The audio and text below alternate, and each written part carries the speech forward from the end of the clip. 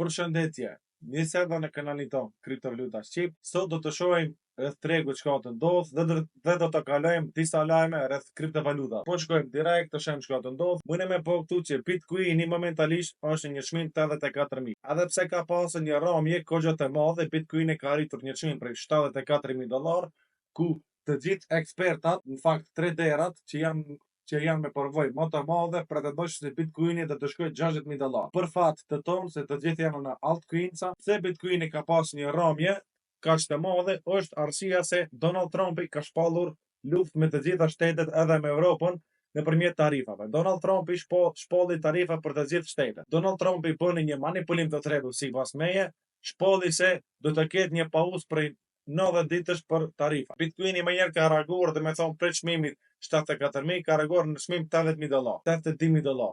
Masandej këtë lajm e shpallën se është lajm i rrem dhe normalisht Bitcoini përsëri ka reaguar me një dump të vogël. Kam biseduar me atë që mos ta ketë tarifa për disa shtete edhe për Evropë. Donald Trumpi ka menduar se ai është i vetmi që do të bëjë tarifat dhe se shtetet e tjera nuk do të tarifojnë Amerikën. Por nuk ndodhi ashtu siç ka pretenduar ai, se të gjithë shtetet të cilin ai u ka dhënë tarifat, ato va kanë kthyer. Për shembull, Kina ja ka kthyer me 130% tarifave shtetet amerikane.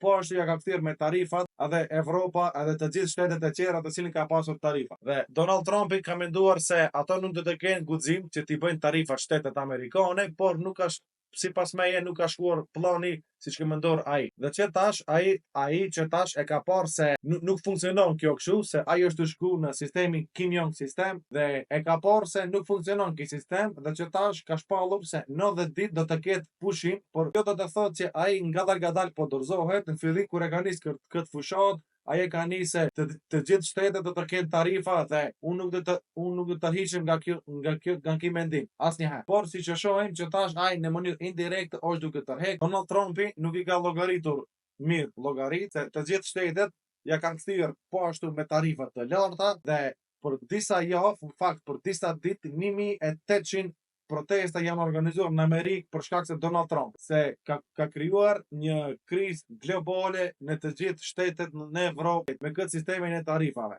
Normalisht Donald Trumpi ai këtë procese me tarifat për shtetin e vet, se siç e dim, shtetet amerikane po ashtu Amerika është mbi $40 trilion në borxh, por ai e ka zgjedhur një mënyrë gabim dhe një mënyrë shumë strikte. Do të thënë më njëherë va ka fu tarifat 50, 60, 70%. Kjo nuk funksionon kështu, do të shohim se çka do të ndodh më atje, por momentalisht e dim se tarifat janë të pauzuara 90 ditë për të gjithë shtetet dhe do të shohim se ka do të shkojë ky treg. E dim se me një chart me disa vija se ku do të shkojë tregu, ja të shohim se këtu nuk mundesh me di se ku ka me shkuar tregu. Ti mundesh me po analiza, mundesh me kon trader shumë i moçë, trader me shumë përvojë, por një lajm negativ më njëherë bën një dam. Një lajm pozitiv ku në momentin nuk ka do që është fake, se Donald Trump do të pauzoj tarifat, mëne me po këtu që më njëherë tregu, po ashtu Bitcoini ka reaguar me një pump të madh. Domethënë më njëherë është të kthyer ndaj. Po ashtu mëne po edhe SPX 500 për shkak se momentalisht ka pasur tarifa në të gjithë botën, se për shkak se Donald Trump e ka nisur këtë luftë nëpërmjet tarifave, luftë ekonomike, edhe SPX, do me thonë 500 firma më mëdha në botë, kanë pasur edhe ato një krizë, do me thonë kanë pasur një rrëmje, mëjna me po këtu. Momentalisht këto, se është weekend, është e diell, nuk ka lëvizje, bërdet janë të mbyllur, po shkojmë ta shohim Ethereumin, i cili ka pasur një dump më të madh, i cili ka pasur dump $1.400, ku për mua Ethereumi mund të ndodh që ai të shkojë edhe X100. Unë jam investitor në Ethereum, 30% walletit, por mua Ethereumi më ka dëshpëruar shumë që Ethereumi është me një çmim shumë të vogël, $1.600. Në krahasim me Bitcoinit, ku Bitcoini ka fituar $100.000, Ethereumi s'e ka kthyer as ATH-n e vet, domethënë çmimin e vet që e ka pasur më të lartë në historinë e vet. Ethereumi me Vitalikun janë duke punuar në projekt, janë duke punuar në Ethereum, por nuk ka një rezultat. Për të nis altcoin season, duhet Ethereumi të bëj një punkt të madh, duhet Ethereumi të thej ATH-n e vet që të kena një altcoin season, se shumica janë në Ethereum, në fakt shumica janë në altcoinsa dhe Ethereum. A do të ndodh kjo?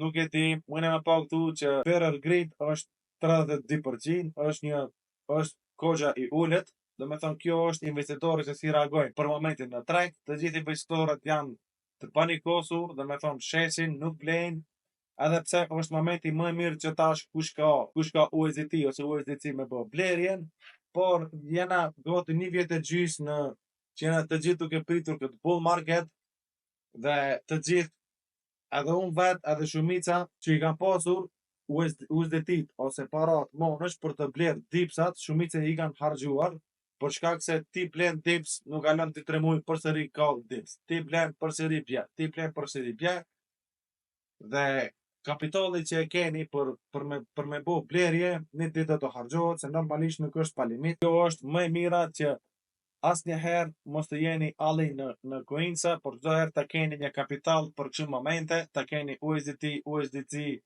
një kapital për të bërë blerje në këto momente kur të gjithë marketi është poshtë. Po shkojmë të shohim në 24 orët e fundit, mëne me pa këtu në 24 orët e fundit kena një rritje, mëne me pa këtu kena rritje Bitcoin Cash 10%, nuk është një rritje e madhe. Mëne me pa këtu që altcoinsa ngadal kanë nisur që të rikupurohen.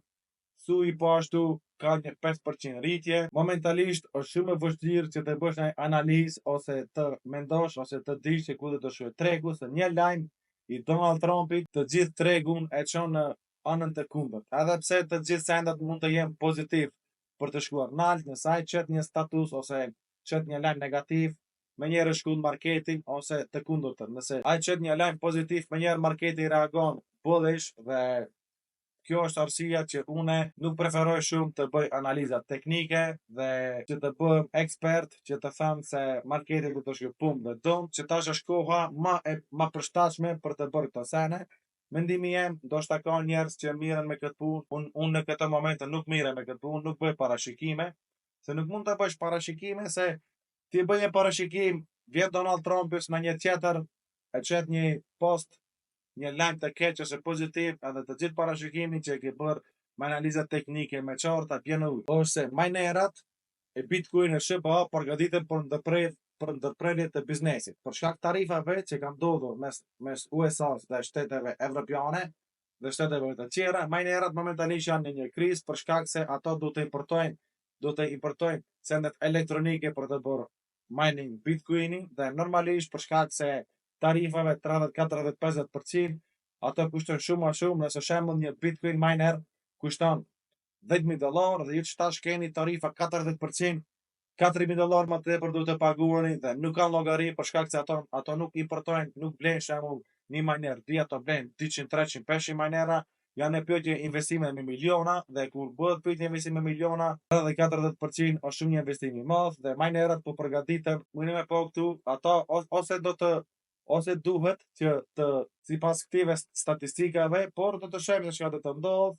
Momentalisht tregu është qetësuar pak, është bullish. Kjo ka gjosa që minerat të mos dorëzohen dhe për shkak se edhe lajmi që Donald Trump i ka pauzuar 90 ditë tarifat, edhe kjo i kanë ngadalësuar, domethënë procesin që të mos dorëzohen dhe që të vazhdojnë. Dhe themeluesi Binance momentalisht do që të kthehet në USA, domethënë në USA ai ka mbyllur të gjithë xhirat dhe momentalisht nuk funksionon atje, por ai do momentalisht që me këtë qeverinë e re Donald Trumpi që të kthehet në USA.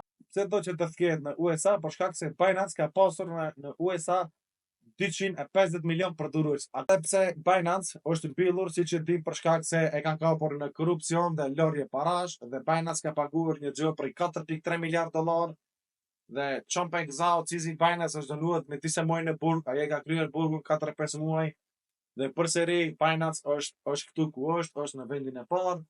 Normalisht se e ka zaventuar tjetër kusht cizi Binance, domethënë është momentalisht tjetër kusht CEO i Binance.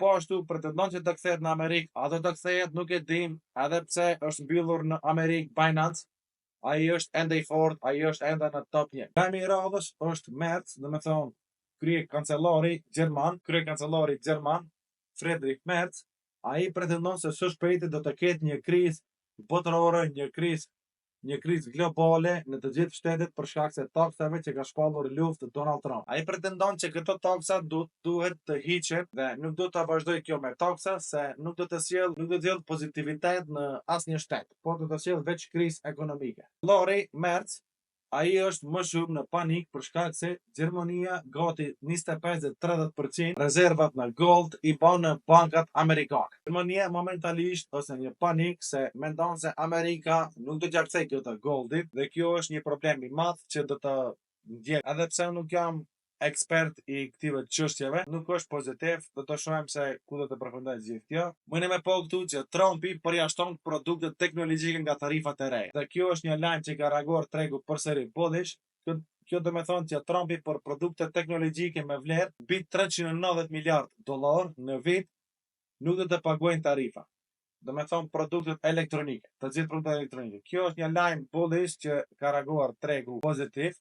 Dhe po shkojmë me lajmin e fundit që është lajm pozitiv për mua.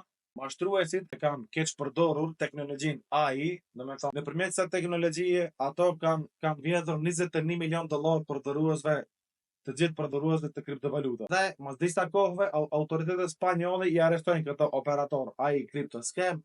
Kjo është një pozitivitet që shtetet i arrestojnë, do me thonë këto që bëjnë mashtrime. Këtë duhet të përfundojnë në burg dhe asnjëherë mos dali se këto kanë vjedh para të gjithë përdoruesve, do me thonë nëpërmjet scam mashtrimeve, nëpërmjet linkeve, nëpërmjet teknologjisë AI kanë vjedhur shumë para. Kjo është një shumë e madhe. Por në fund, nëse ju pëlqen kjo videoja, mëni më nëpërklo me një like për algoritmin e YouTube-it. Miru pafshim te videoja. Mos harroni të shkruani koment çka mendoni rreth kësaj teme.